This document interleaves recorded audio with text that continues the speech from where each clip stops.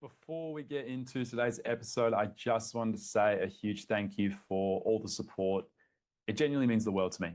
If you've been enjoying the conversations, the best way to help us grow is to follow the podcast and leave a 5-star rating. Look, it takes 2 seconds, but it makes a massive difference. It allows me in the future to make higher budget recordings and also get more guests onto the show so I can give you guys more of what you want. And again, I just wanted to say how grateful I am for all the support, and I am looking forward to where this show is going. So that is enough from me, and I hope you enjoyed the episode.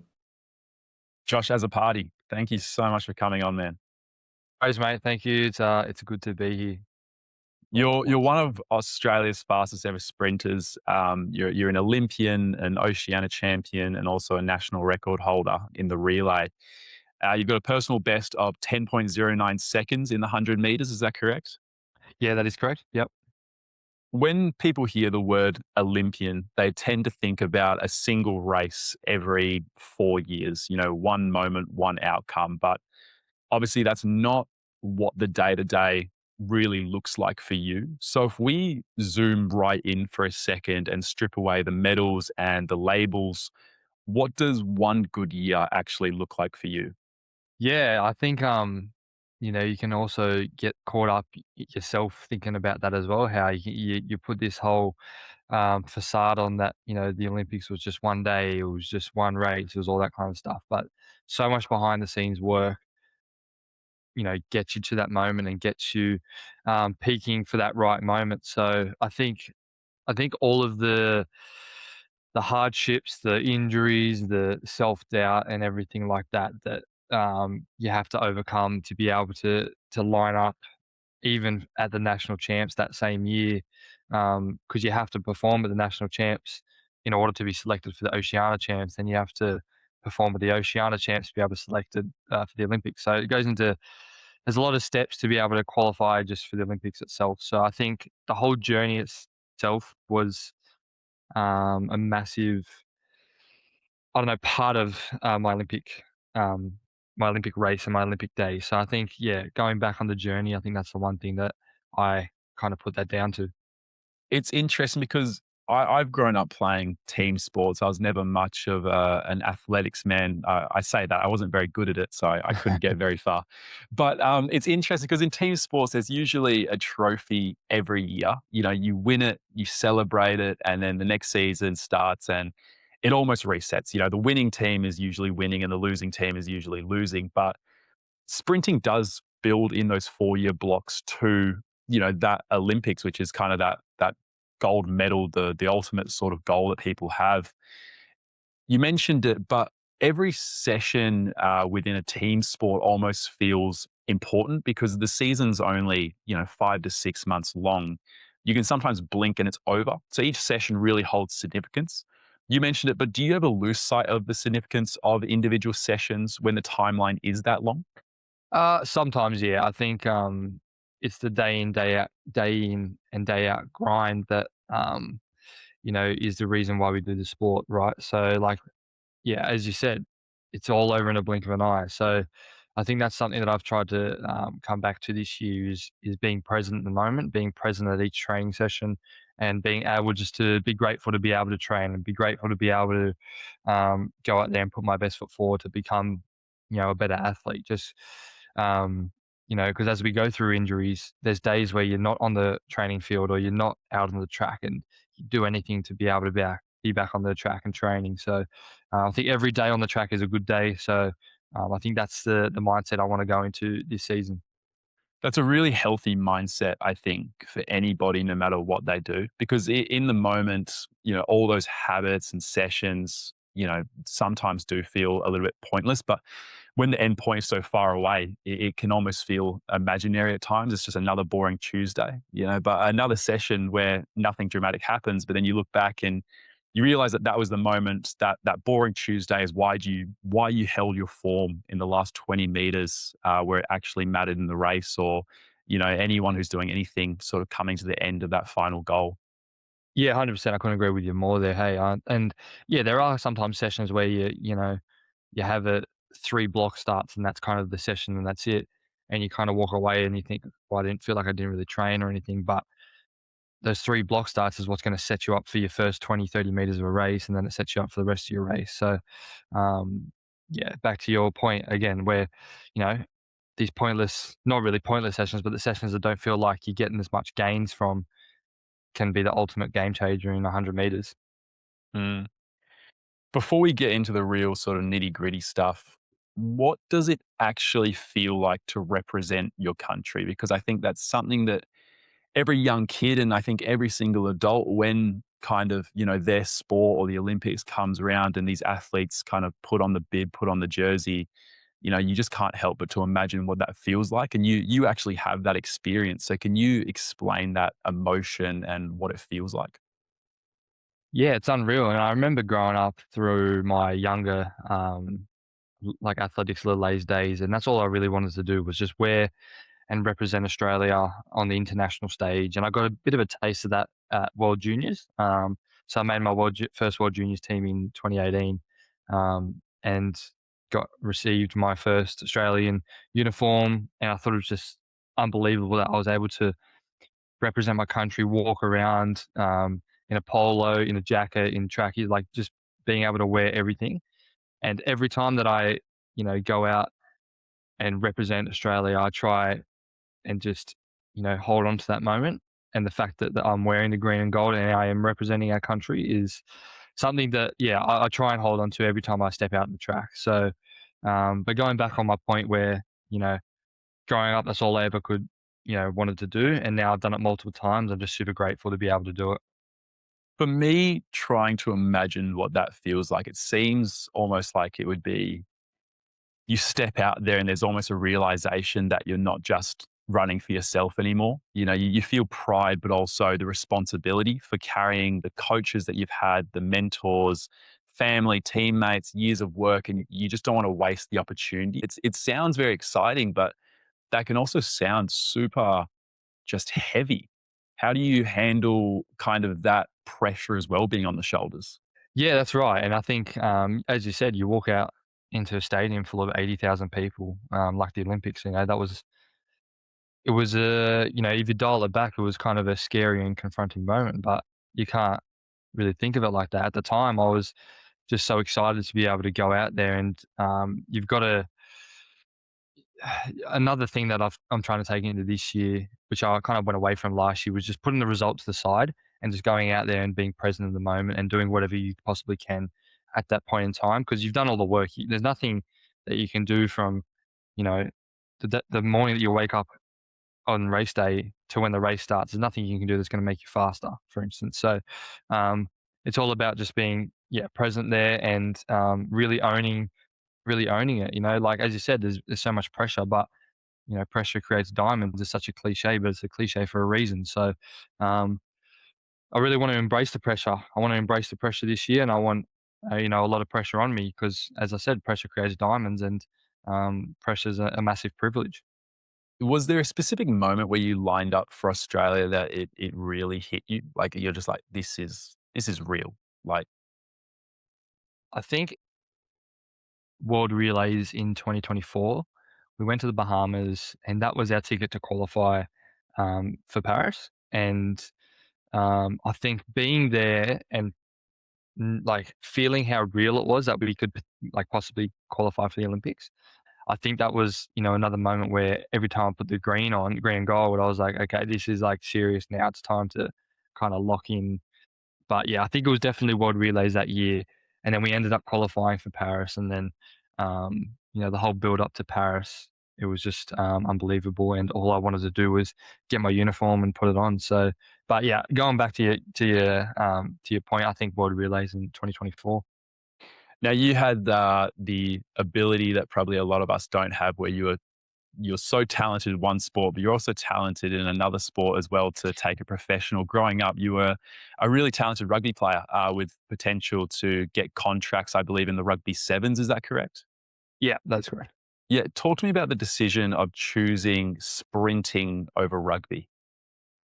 Yeah, so I grew up playing, rugby league, so on the West Coast, there's a Perth Bears coming into the NRL, so That is true, yes. There was, excited to did see you hear them. about the confusion about the Perth Bears, situation? I didn't know, I didn't. There look, not to get too much into it, but apparently there's a little bit of a club up north in Perth called, Bears Perth, which is, for gay men to Oh, get into. there you And, go. Perth Bears came in, there was all these people trying to join a Facebook group of, this club that had been around for years, Yep. and, they had to put out an announcement saying that we are not the rugby team. Oh, no. Oh, no. That's crazy. That's But, funny. that was in the news, so that's Yeah. not from, my personal experience, so No, no, that's all right, that's all right. No, that's funny. But yeah, back on your point, yeah, I grew up playing rugby league, and then went into OzTag and represented Australia playing OzTag at the World Cup in 2018. So I was in the under 21s team then, and we ended up going on and winning the World Cup, and then kind of like snowballing off the back of that into 2019. I went into into the rugby sevens facility in Sydney, and did a bit of a tour and just had a look around and just wanted to kind of explore all my options at the time. But leaving there, I was always growing up. I would always choose athletics over um, something else. I remember I had state cup OzTag one weekend. I had region athletics on the same weekend, and I chose region athletics over state cup OzTag. So leaving that facility, it was really exciting, but I think I just deep down in me, I really wanted to go to the Olympics for the 100 meters. And that was the main thing. Everyone was telling me, oh, rugby sevens is an Olympic sport. You can be an Olympian doing that. But I think I wanted to do the 100 meters at the Olympics. And that was my main drive. And that's probably the main reason why I didn't go down that second avenue. was there anything else? Was there any sort of pull to have all of this pressure on yourself rather than a team aspect, or was that just something that never crossed your mind? A little bit, yeah. I think I enjoyed the wins like my personal wins over like a team win, for instance. Like, you could like for example, like I could stand on the wing in a rugby match and touch the ball twice and we still win the game and I feel like I haven't really done anything, for instance. So whereas, track and field 100 meters, you have to be on top of your game. Otherwise you're gonna lose. It's first or kind of last in my opinion. So and that's why I love it, right? Like and that's why I love it. So I yeah, I think the individual wins because you get out where you put in, right? So, you go to training, you grind all the time, you grind week in, week out, and then you come out and get a win. It's really rewarding. So I think that was the main reason, another main reason why I went down the athletics avenue. Yeah, individual accolades, I do understand, comparing it to sort of a team sport. Sometimes you do rely on other people to do their role. And, even though if you have a fantastic game and someone else doesn't do their role, that can still result in a loss. So I 100% understand going into a sprinting environment where it's on you and only you. Yeah, and that comes back to the pressure thing, I think, as well. Like I love the pressure. I love the pressure on myself, and I want to I want to challenge myself and come out on top when it feels like the world's kind of on top of me. So that's what I'm going to be taking into 2026. In the weeks before a major race, what's going through your head? Is there any sort of worry, or are you just so confident in your training and your preparation that worry isn't even there? Yeah, I think there's always I wouldn't call it worry, but I think there's always a little you have a little voice in the back of your head that has a little bit of doubt. Sometimes you start questioning training. What I did past couple of weeks, blah blah blah. But I think my confidence and my belief outweighs that majorly, and I don't really hear any of that kind of stuff. So going into comps, I'm super confident and nice and relaxed, and just trust. I've trusted my training. I know I know what I've done leading up to this. Me and my coach have put together for a reason, and I know that if I go out and run my best relaxed kind of confident race, then I'll be sweet and I'll run a fast time or I'll come out on top. So I think that's the main thing. I've got like I think I lost that a little bit last year. I lost a bit of self belief and a bit of confidence, and I've really built that back up this year, and I'm feeling really good going into this year. So All those younger athletes speaking about that little voice in the back of the head, that nagging voice that's I think every athlete has it. You know, I'm speaking to a number of professional athletes now. Jacob Blight, who played in the AFL, Jason McNamara, who's done over 20 Ironmans. It's always kind of there. But for Yep. younger athletes, have you learnt for yourself just to allow it to be there and you get a bit of a rev off it and it motivates you, or have you learnt to kind of calm it in a way? Yeah, as you said, man, I think it's always just gonna be there, right? So you've got to accept that it's there, right? So you and there's no point in stressing that it is there, you know, you can't stress that you're trying to get it away and it's not going away because it's always just gonna be there. So I think the fact of accepting it and, yeah, as you said, using it to your advantage. You gotta use these emotions and all that kind of stuff to your advantage. I think a bit of both when you say, calm and, you know, a bit more, angry to use it. So, if you can find the fine line in between that, and then I think it can work for you really well. But yeah, just going back on my original point, I think it's always just going to be there, and you've just got to accept that it's going to be hanging around. So, but if you just have your confidence and belief in yourself, then that's going to outweigh it. We spoke about pressure just a minute ago. You're still progressively getting faster, through your training blocks and everything like that. Where does your motivation come from to continue to push each year? Like I said in the intro, you're one of Australia's fastest ever runners. How do you not get comfortable with that? What motivates you to keep pushing? That's a good question because there is a lot of times when I I wouldn't say I get comfortable, but I feel myself just relaxing a little bit too much and thinking, oh, well, I've gone to the Olympics, I've done this, I've done that. Like, it's time to just relax a bit. But there's always that deep down motivation of becoming the best, right? I want to be the best Australia's ever seen. I want to be running sub 10. I want to be doing that consistently on a consistent basis. So, yeah, I think that's the main motivation, right? Is to be the best. Then that's why we do the sport. But again, like it's hard because, yeah, how do I explain it? It's like, I guess going back on what you said, yeah, going back on what you said, it's not more of a comfortable thing, but it's more of a like you catch yourself relaxing a little bit here and there, and then the motivation kind of comes out back, a day or two later. Yeah, I agree with what you're saying. I think every person that listens to this and every single athlete, no matter, well, not even athletes, any person within any chosen field should have that curiosity of what if it works, and how great can I be in my field? You know, what if I actually commit to this and you stay in that field long enough to find out how good you could be? And I think that's oftentimes more curiosity than ego because it's about that future version of yourself you haven't even met yet. You know, the one that only exists if you didn't quit earlier on. And personally, I don't want to reach the end and realize the thing that hurts the most isn't failure. It's wondering whether I could have become more if I'd taken myself more seriously within that area. Yeah, 100%. I guess that's kind of what I was trying to get at. Hey, I just Mm, couldn't get it out, get out of my brain. yeah, But yeah. you're 100% right, man. It's like, and that was, I guess that's my fear, right? Like I have a fear of finishing my athletics career and thinking back, what if I did this?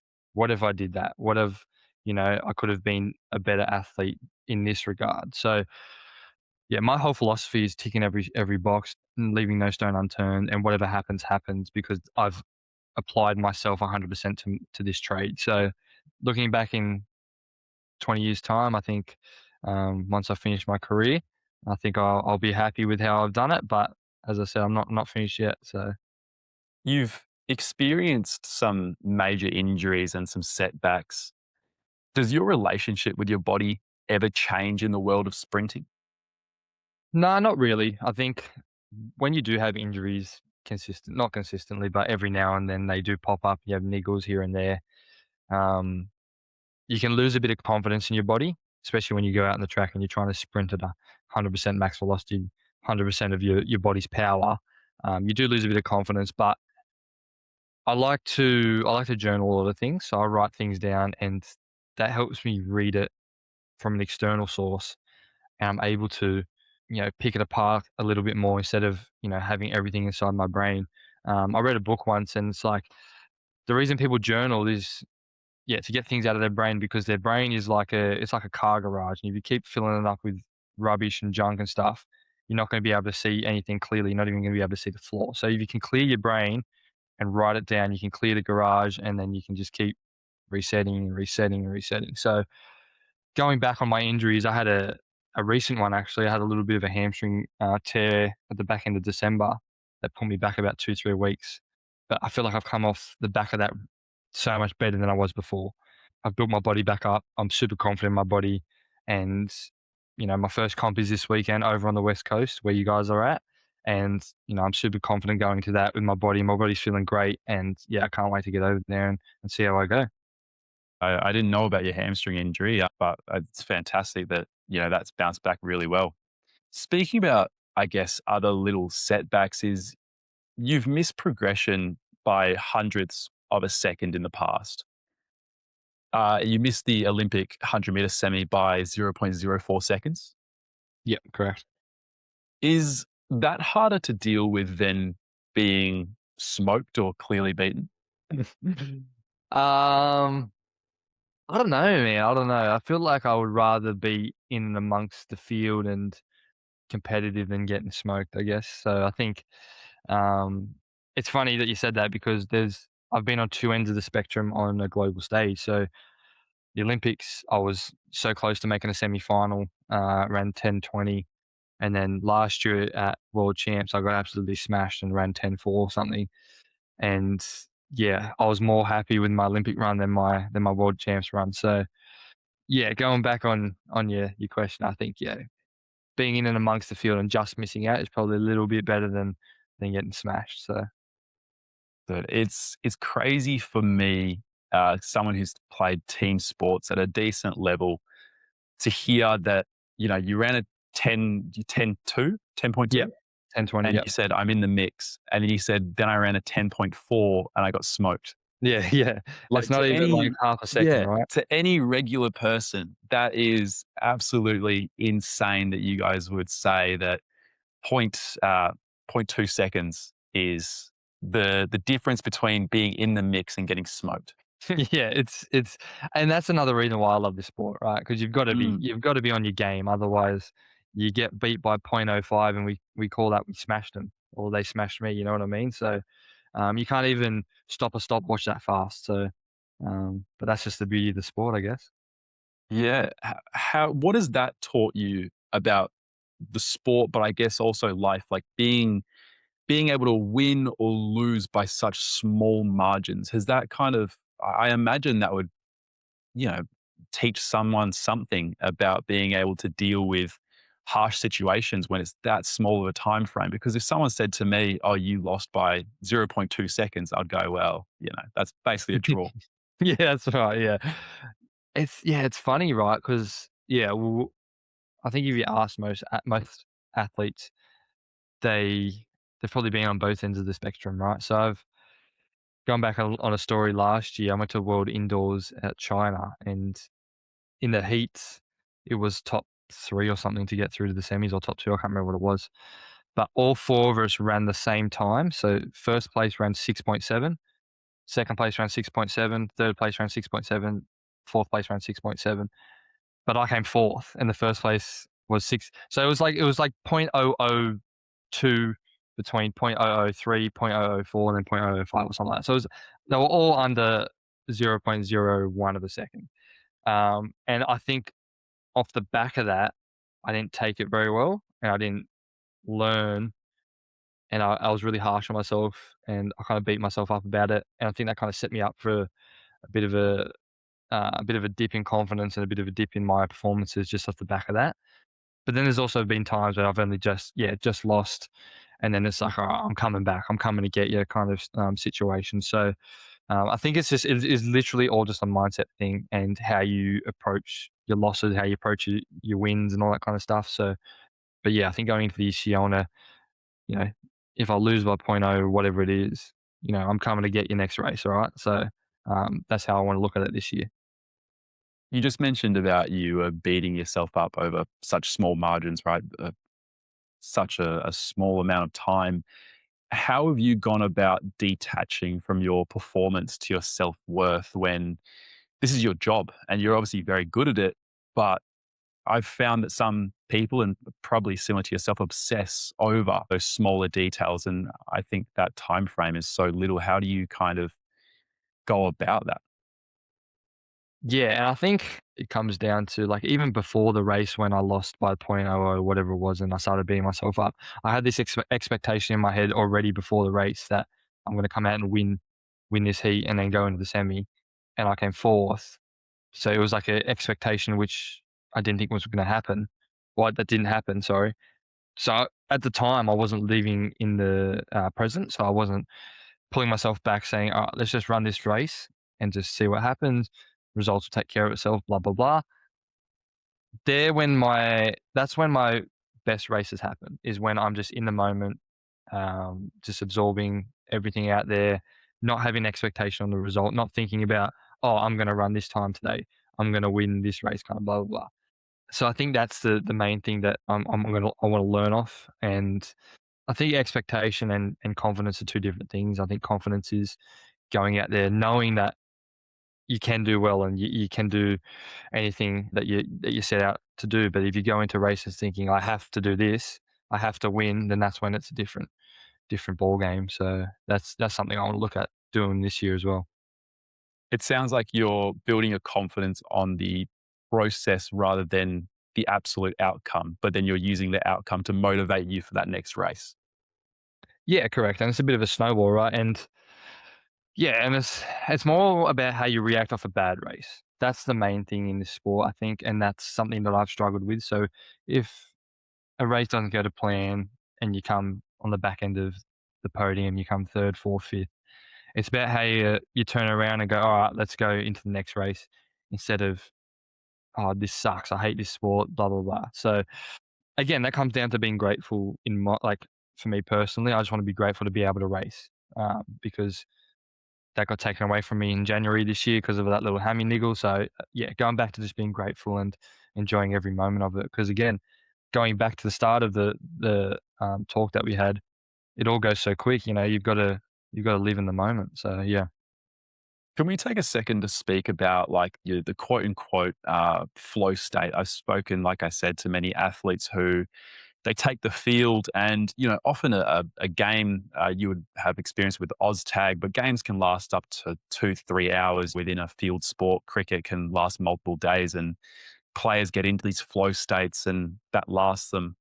What does flow state look like to you or being sort of within your zone for 10 seconds? Yeah, I think the flow state is more through the warm up for us, Mm. right? So if you're going into a warm up and you're trying to win the warm up, then you're probably not going to be at your best when the race comes around. So I know a lot of people that because we all, so in track and field, we all warm up in the same area. So we all share in the same track. So we're all warming up with our competitors left and right of us. So everyone's trying to warm up as intense as possible. So it's just throwing their opponents off a little bit. They're grunting and all that kind of stuff. So I know a lot of people that go out and try and win the warm up to try and intimidate people, and they get on the race and they just can't handle it. Or they've lost their arousal or they lost their a bit of energy. So I think the flow state is coming through the warm up and just relaxing through the warm up, being, yeah, as I said, being present, just not worrying about everyone else. Let them exist, but don't worry about them. And then going into the race with your best foot forward. So that's something that I'm working on as well at the moment, because I sometimes I've got into the mindset of trying to win the warm ups. What's that like sharing the space with your competitors? It's intense. It is intense. It definitely is, because everyone's looking at each other, right? Like it's such an I wouldn't s actually, I'm gonna say it's such an ego sport, right? Like, it's literally, "I'm gonna beat you from this line to that line." So, testosterone getting flown around the area, all that kind of stuff. So but again, it's a bit of a pressure that you got to embrace, and I love embracing it because, yeah, you're gonna line up against these boys in about half an hour's time. So, yeah, the track on the other side of the fence is where the real business happens. So, no, I love it. I love it. I have experienced going out to a ground with a roaring crowd of a few thousand and things like that around the race when you walk out, and it gets pretty rowdy and it does get you going. Did you see the walkout to the Australian Open that just happened? I did. Are you talking about the finals?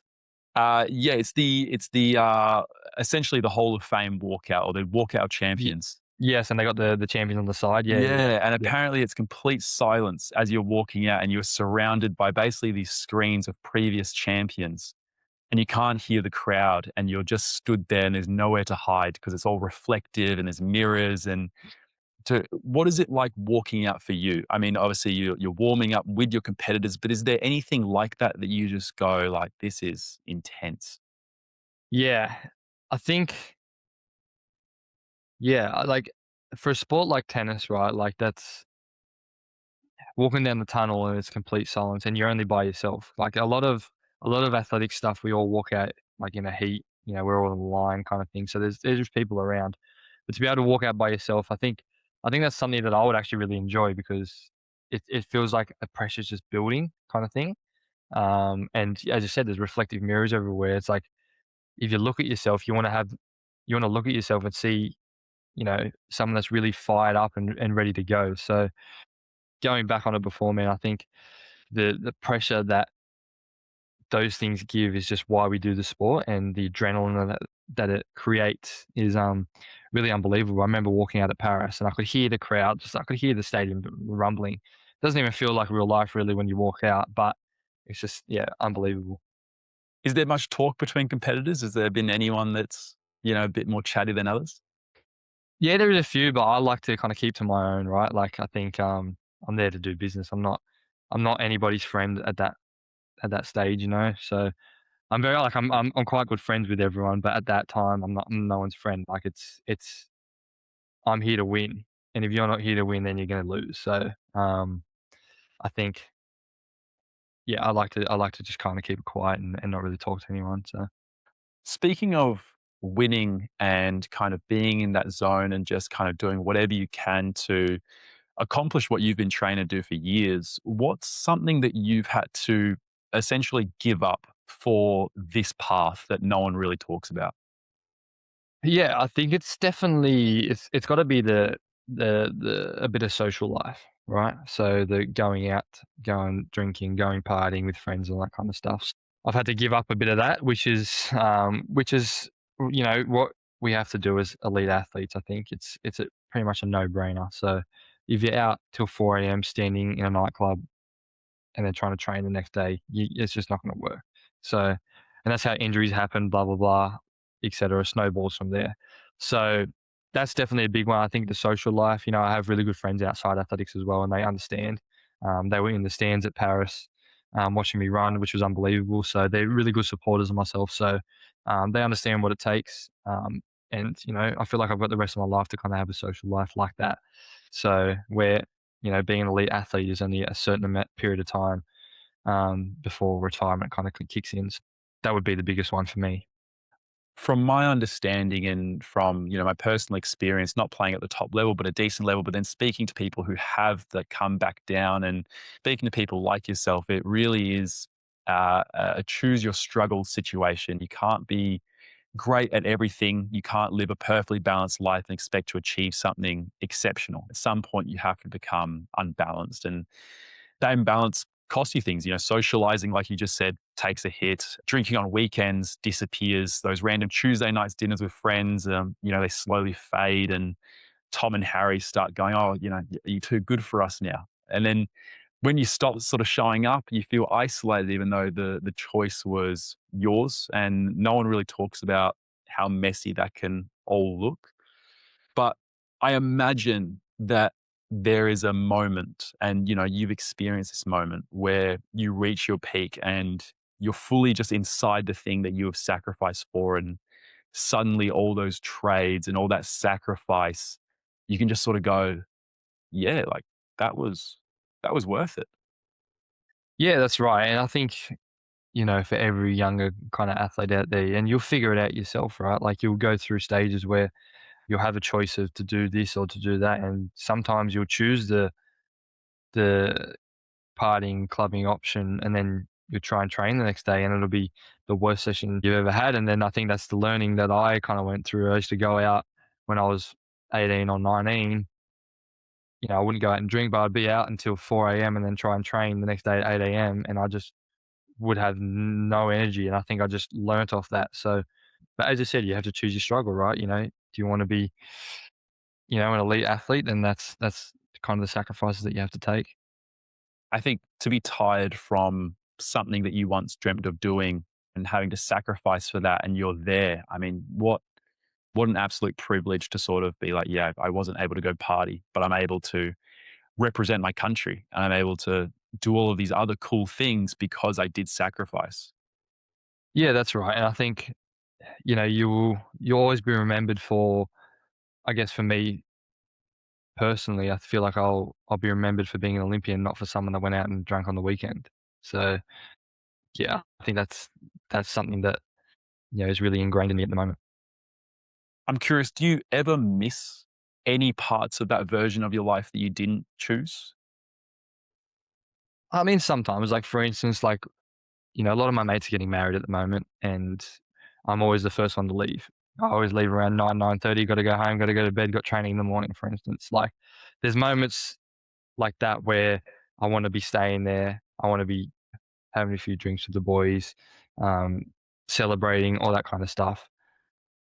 But as I said, I feel like I've got the rest of my life to kind of do that kind of stuff. So yeah, going back on your original question, yeah, there is sometimes I miss it, but I feel like I would miss being an elite athlete more than I miss going out on the weekends. Do you wear a whoop? I don't. I have the Aura ring.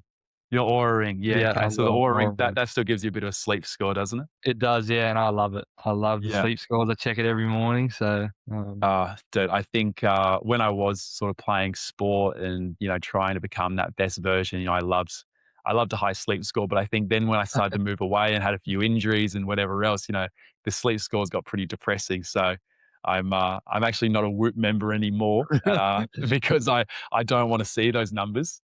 But maybe as time goes on, it'll be something that I get back onto. yeah, I think they're unreal for athletes, right? Like you've got to be able to um, kind of know how well you're sleeping and recovering. So, but yeah, that's funny. Yeah. Look, man, if someone's listening, and they're chasing something that's taking years and can feel that sacrifice, but haven't quite reached the same stage as you yet, where you've been able to actually physically hold something in your hand and go, yeah, like I went there, but they're not at that point yet. What would you say to them?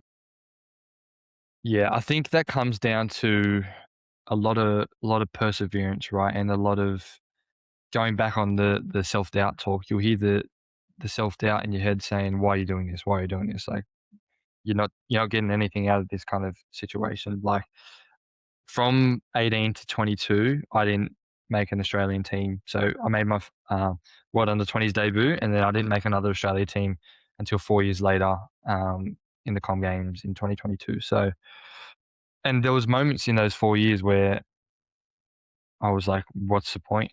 What's the point in doing this? I could be going out partying, all that kind of stuff." But I think I was just so determined. I think the determination was there, and the self belief was always there, and the confidence to know that I have so much more to give was there as well. So, but I think, yeah, I think just keep working on your craft, do everything you can.